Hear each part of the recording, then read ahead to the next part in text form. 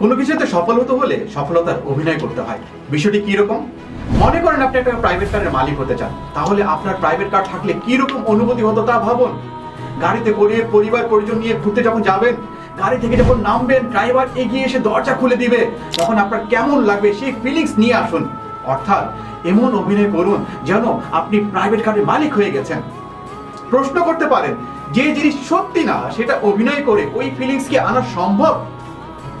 অবশ্যই সম্ভব। ক্লিনিক্যাল সাইকোলজিস্টরা গবেষণা করে প্রমাণ করে দেখিয়েছেন যে আমাদের নার্ভাস সিস্টেম কল্পনা এবং বাস্তবতার মধ্যে পার্থক্য করতে পারে না।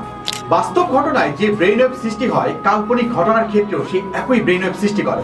চিন্তা করুন, আপনি যখন সিনেমা দেখতে যান তখন কি করেন? হয়তো 150 টাকা দিয়ে টিকিট কেটে সিনেমা হলে গিয়ে ঢুকেছেন, ওখানে গিয়ে নায়িকার দুঃখ দেখে কেঁদে বুক ভাসাচ্ছেন। নায়িকা কিন্তু দুঃখের অভিনয় করে লক্ষ লক্ষ টাকা উপার্জন করছে। সে ওই কান্নার অভিনয় করতে গিয়ে তার কত গ্লিসারিন খরচ হয়েছে সেই খবরও আপনার জানা নেই।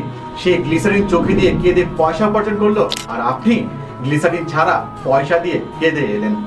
আপনি তো জানেন যে আপনি অভিনয় দেখতে গিয়েছেন, তারপরেও আপনি কাঁদছেন কেন? কারণ আমাদের নার্ভাস সিস্টেম এটাকে অভিনয় মনে করছে না, সে এটাকে বাস্তব মনে করছে। আমাদের নার্ভাস সিস্টেমের এই বৈশিষ্ট্য হচ্ছে নিজেকে সফলতার পথে পরিচালিত করার বড় অস্ত্র।